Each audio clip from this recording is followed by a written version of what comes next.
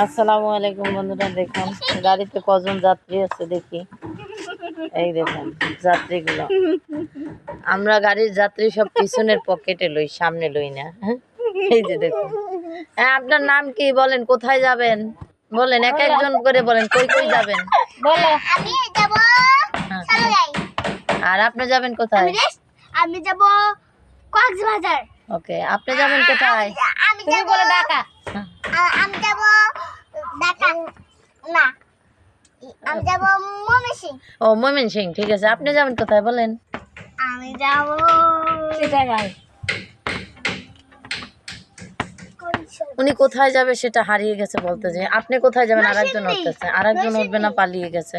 তো দেখলেন আমার যাত্রীগুলো সব পকেটে নিছি, আর বাকি যাত্রীগুলো এখানে নেব। দেখেন যাত্রীগুলো দেখলেন, খুব ভালো যাত্রী। টাকা দিতে হবে কিন্তু, নাহলে অর্ধেক পথ নিয়ে নামাই দেব, মনে থাকে যেন।